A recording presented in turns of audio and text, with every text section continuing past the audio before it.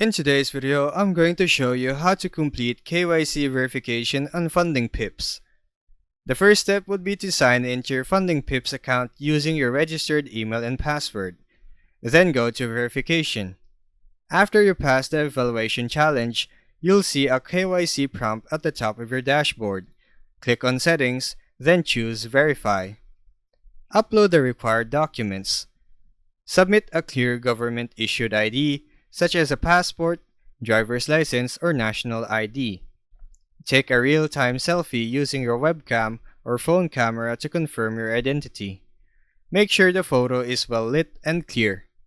Upload a recent document from the last 2 to 3 months showing your full name and current address, for example, a utility bill or bank statement. Submit and wait for approval. Once you've uploaded everything, your documents will be reviewed. This usually takes just a few minutes. After approval, your funded account will be activated. Important notes: only one verified account per person is allowed. Use clear, authentic, and up-to-date documents to avoid delays or rejection. This process follows AML or CFT regulations and Funding Pips terms. Never upload other people's info or fake documents. And that would be all for this tutorial. I'll see you on the next one.